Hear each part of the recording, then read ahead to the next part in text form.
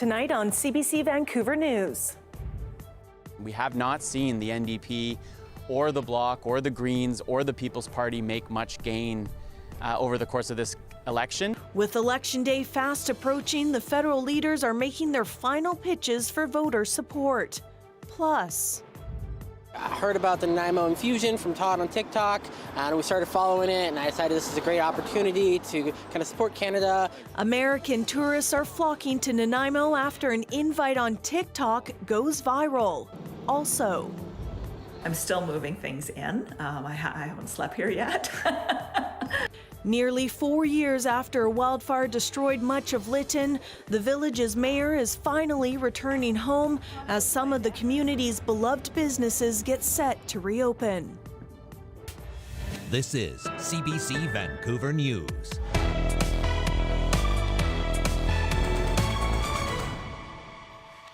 Hello, thanks for joining us. I'm Janella Hamilton. The federal party leaders are making the final dash to the campaign's finish. 36 days of stops across the country and Sunday. Evan Dyer looks at how the rivals are positioned. Thank you very much. Polls are showing that this election is an unusually two-way affair, with more than 4 in 5 Canadians planning to vote for either Pierre Poilievre's Conservatives or Mark Carney's Liberals. Smaller parties like the Bloc Québécois and the New Democrats have seen some of their voters turn to other parties, primarily the Liberals, out of fear of a Pierre Poilievre victory. We have not seen the NDP or the Bloc or the Greens or the People's Party make much gain over the course of this election, and so that binary choice that I think this election has become is still very much likely to happen on Monday. Jagmeet Singh's rhetoric has changed over the course of the campaign. New Democrats usually run for first place, but Singh has more modest goals. The NDP has gone from, over the last few elections, campaigning as if they were trying to form government, to now basically saying, send more of us to Ottawa so we can hold the other parties accountable. I think it's most likely going to be Mark Carney at this point. If he wants our support, then let's make it really clear. We're not going to let cuts to our healthcare. We want to see it strengthened. We want to see steps to make life more affordable for Canadians. The separatist Bloc Québécois never runs to govern Canada, of course, but it too is encouraging its voters to see it as a check on the power of a potential Carney government. Canada will pick Mark Carney as its prime minister. I can change nothing in that. Even if there were 45 MPs from the Bloc, I cannot change that. So we have to collaborate. With fewer votes available, the smaller parties are taking aim at each other, especially in Quebec, with both clearly expecting a Liberal victory. Sadly, the Bloc is basically a useless party. They had the past 3 years of a minority government and literally did this much for people. The NDP has never had any kind of views. At least the Bloc Québécois is the proud representative of a proud nation. In a few days from now, I might tell myself, I won't miss this guy.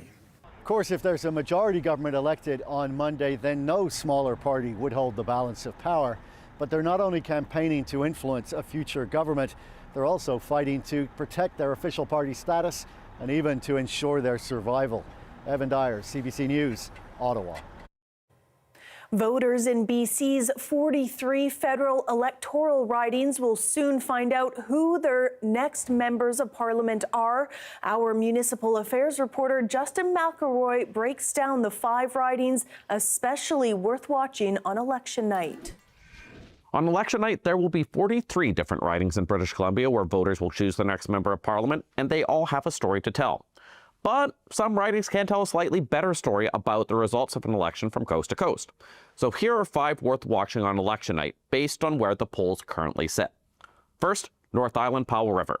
Now, the NDP has dominated Vancouver Island the last 3 federal elections, but based on BC polls, all 6 seats they currently hold here seem to be in jeopardy. The extremely polarizing Aaron Gunn is the Conservative Party's candidate, so if he does well, that's a good sign for Conservatives on the island as a whole, and an ominous one for the NDP. But there are ridings on the mainland the Conservatives are also playing offense in. One of them is Richmond Centre Marpole, where longtime Councillor Chakow is running against the Liberal incumbent. Now, when Conservative parties do well in British Columbia, one of the places they tend to win in is Richmond, so this riding could be reflective of election night for them as well, assuming it goes well for them. But there are also areas the Liberals hope to pick up if they want to form a majority government. Now, most of those places in British Columbia are in the southwest of the province, but then there's Kelowna. The Liberals won this area in a bit of a shock in 2015, and then the Conservatives comfortably won the last two elections. However, the Liberals candidate is their same as 2015 when they won, Stephen Fuhr. He's back for a rematch with Conservative Tracy Gray, and if it's a close race, that's a good sign for Liberal majority hopes. And finally, party leaders' individual ridings always get attention on election night, and BC will have two of them, both of whom seem to be in more trouble than past elections. Saanich Gulf Islands has been the home of Green Party co-leader Elizabeth May since 2006, but with the party doing worse in the polls than past elections, there are questions whether she will hang on, and how possible strategic voting could impact the race. And finally, in Burnaby Central, there has been a lot of speculation on whether NDP leader Jagmeet Singh will be re-elected. In riding with a new name and heavily redrawn boundaries from 4 years ago, it's anyone's guess what will happen. And adding to the intrigue, the area has elected Conservative and Liberal politicians in the past. So with all three major parties feeling that they have a chance, no matter what happens, there will be both joy and heartbreak in Burnaby Central on Monday night, sort of like the country as a whole. Justin McElroy, CBC News, Vancouver. Ahead of Monday's election, CBC spoke to voters in Kelowna about what matters to them. Kimberly Davidson has more. Once Upon a Child and Plato's Closet are side-by-side thrift stores in Kelowna. Bob Henderson is co-owner of both of these stores, and ahead of this federal election, he says the future success of these businesses is what's on his mind. Yeah, I mean, certainly just kind of managing costs is huge. I think small businesses are struggling with kind of shrinking margins as a result of increasing costs is one big one. You know, it's competitive. You know, it's pretty razor thin. You need to be creative in how to make things work. So yeah, it's a whole bunch of things. But again, lots of opportunity for businesses as well. The Uptown Rutland Business Association represents over 220 businesses in that neighborhood, advocating on their behalf.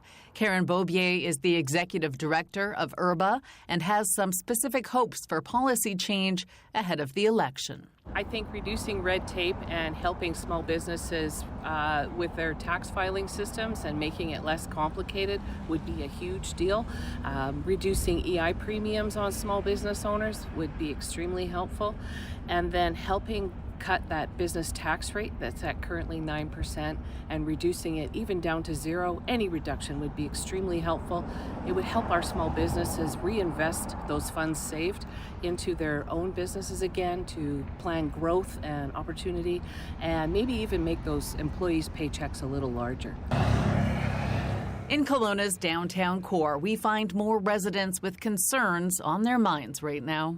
Daycare is very, very, very hard to find. 3 years waiting list. Still, I didn't get for my son. He's 2 years in the house, staying home. I would say number one is definitely inflation and housing costs. I think are definitely up there. I mean, it's becoming harder and harder for a guy or a gal to afford to live nowadays, and when housing costs are up there as well, it doesn't help at all. There are 4 candidates running in the Kelowna riding, and early indications are that voters are invested in this election. Elections Canada estimates 7.3 million Canadians have already voted in advance polls, which is a record number. Kimberly Davidson, CBC News, Kelowna. A group of post-secondary staff and students say whichever party forms government needs to review Ottawa's cap on study permits for international students. Protesters say the changes that were announced in January 2024 have led to job loss and financial shortfalls at institutions across BC. Institutions need time to deal with such sweeping changes, and these were brought in like that with no consultation whatsoever.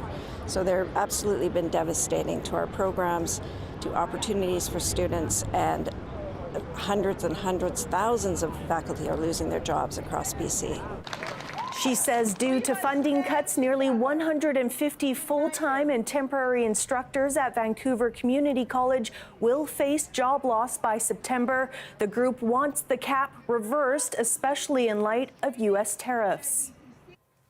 Americans are descending on Nanaimo this weekend for a show of solidarity with Canada after a TikTok invite went viral. Our Liam Britton is there speaking with U.S. visitors.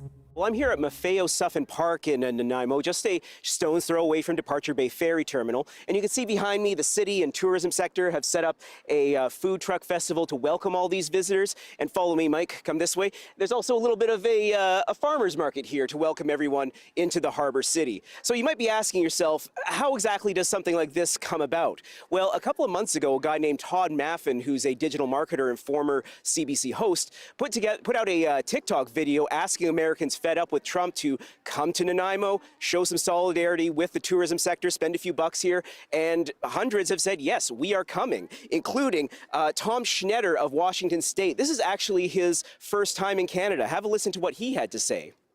I heard about the Nanaimo infusion from Todd on TikTok, and we started following it, and I decided this is a great opportunity to kind of support Canada, show that we aren't feeling great about how things are going with the tension between the two countries, and kind of come up and spend some time. And so I asked Tom, Nanaimo, your first Canadian visit or destination? He said he'd actually never heard of Nanaimo before, although he has heard of Nanaimo bars, didn't know that the delicious treat was named after the city. Lots of events planned this weekend, including a family photo tomorrow morning. That's the CBC's Liam Britton reporting.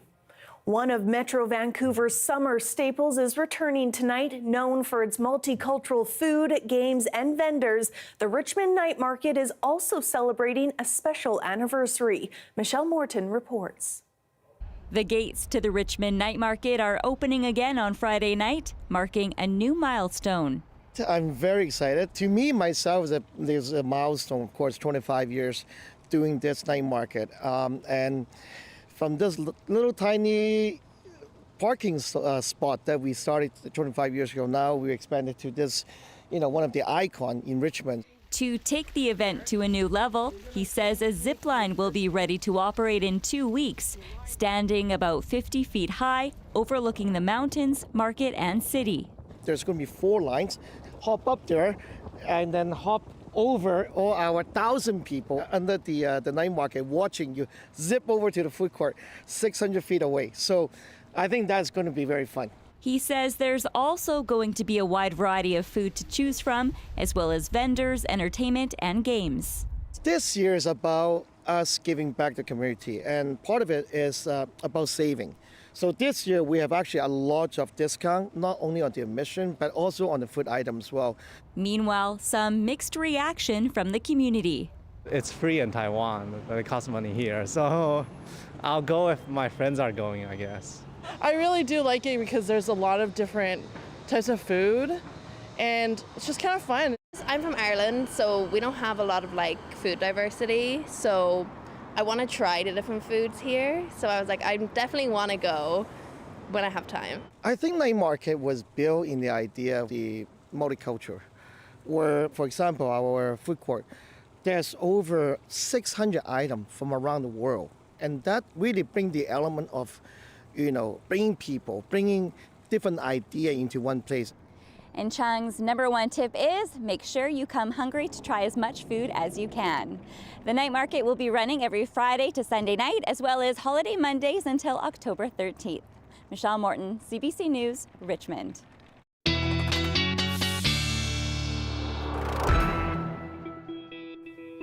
Stephanie Hungerford joins us now with a first look at our weather. And Stephanie, is it going to be as nice as possible for people to head out to that night market? Oh, yes, definitely. Tonight's going to be beautiful. It is going to dip down to about 8 degrees tonight in Vancouver, the lower mainland area. But for the most part, absolutely beautiful skies for the next couple of days. So we've got, again, beautiful weather for most of the lower mainland. A little bit of wind up north for Port Hardy and Tofino. But then in Sunday, it's going to cool off just slightly. We're going to see a little bit of a weather pattern coming through because on Monday, well, the rain starts up again, but not for long. It's only going to be for about a day and a half or so, and then we will be getting our sun back. So we'll see tonight a nice late sunset for us today.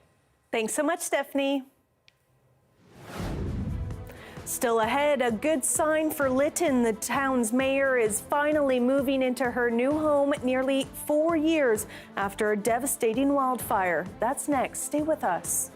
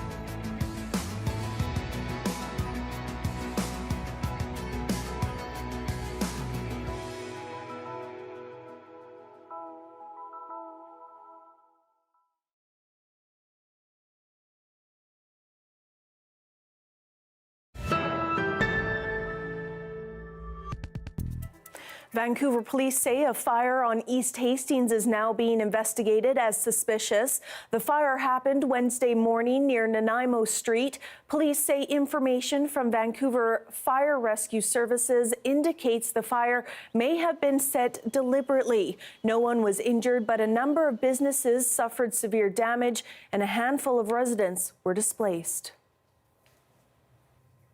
Now to Haida Gwaii, where a 32-year-old man has been charged with second-degree murder after a pedestrian was struck and killed by a vehicle in Skidegate on Tuesday. The victim has been identified as Luke Pearson. Police are calling it a targeted attack.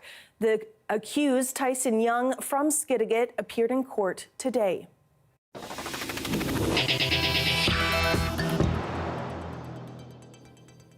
Nearly 4 years after a wildfire burned the majority of the village of Lytton to the ground, the community is seeing some significant signs of growth. As the CBC's Jennifer Norwell tells us, the mayor of Lytton is finally moving into her new home after years of waiting and rebuilding. Standing in front of my brand new home that is almost 100% complete.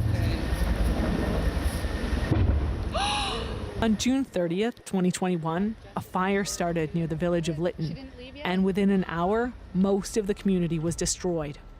I'm still moving things in. I haven't slept here yet. Come on out to my deck. Denise O'Connor ran for mayor after the fire. She wanted to return, and she wanted to help others come back too. Right after the fire, I talked to so many people. We're rebuilding. We're going to come back. I didn't know what that would look like, but you know, that was our goal, our intention, our plan, and we thought we'd be able to get in and just get going right away. And here we are. It'll be 4 years at the end of June. The village is largely empty lots. Only 9 of the homes are occupied, and another 9 will have people moving in over the next few months. When we started, we didn't realize how many individuals we'd end up working for, and that made us part of the community. After the fire, contractors were called in, first helping with the cleanup and then with the rebuild. John May's team has nearly completed the mayor's house, but they're working on 2 other projects in the village. To come through when it was just rubble and fences to where it is now it's uplifting. It shows that there's hope for a future here. Just blocks away, the Lytton Chinese History Museum is just days away from its official reopening. I didn't want to be one of the businesses in Lytton that left. Lytton was already having so much trauma with this whole event. When news that the museum had burned down along with its displays, donations came pouring in from around BC. Around $150,000 and about 700 artifacts. People called me, but I had a bit of pushback about that because at the time, people wanted their houses back. They don't really care about a little museum. And that's how I felt too. Like that was the important part of maybe I helped get the word out because of the museum, but the important thing is to get our village back. With that support, Lorna Fandrich was able to recreate most of her displays, along with a new one. Everything was on these glass shelves, and the shelves melted onto the pieces. It shows articles that we saved, and I chose to do that just because destruction of this building is part of the story, but it's such a small part of the story. We found it when we sifted. It's from my living room. You can see the glass that's all melted together and pottery. Mayor Denise O'Connor also has some things that survived the fire that she plans to display. A few knickknacks, an old Girl Guide whistle that'll end up on her mantle. But her real hopes are for the village. We were approved a development permit for a pharmacy. Pharmacists coming to build a new pharmacy here in the downtown core. There's still limited access to services in Lytton, things like groceries and healthcare, but the village is working on creating opportunities where it can. Earlier this year, council approved plans for a community hub that'll provide services like a library and a pool that'll be partially paid for by the federal government. Jennifer Norwell, CBC News, Lytton. Still to come, it's been a sunny, dry week for many of us across the province, but what does this weekend have in store? Stephanie Hungerford will be back with our full BC-wide forecast after the break.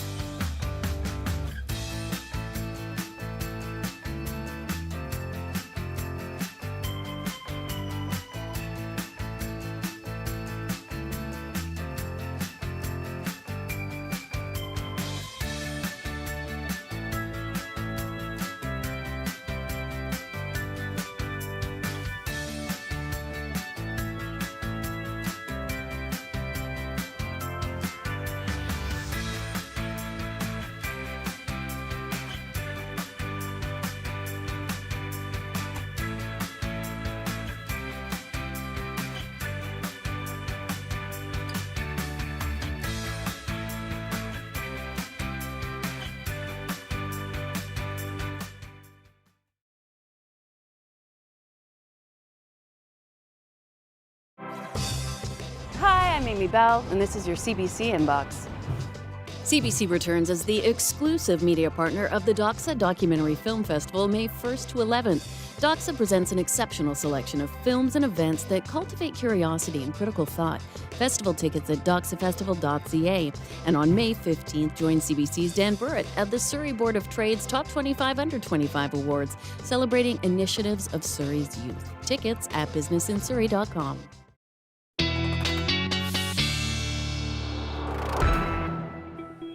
Stephanie is back with our full BC-wide weather forecast as we head into the weekend, and it was a glorious, beautiful sunny day today. Stephanie, what else do we have in store? Oh, Janella, it was absolutely gorgeous today, and as you can see tomorrow, it is also going to be beautiful across the province. A little bit of rain expected for the interior tomorrow night, really, but nothing to be concerned about if you are heading out camping or heading out for the outdoors. Really, across the province, it's going to be quite beautiful. A little bit cooler up north. They might see some wet flurries tomorrow night, but that will be in the higher elevations. So we do have this precipitation coming through late Sunday night and into Monday morning, but it's not going to last very long. Could bring some wet flurries up north, but it really won't hit the lower mainland and into the interior until about Monday throughout the day and a little bit into Tuesday morning.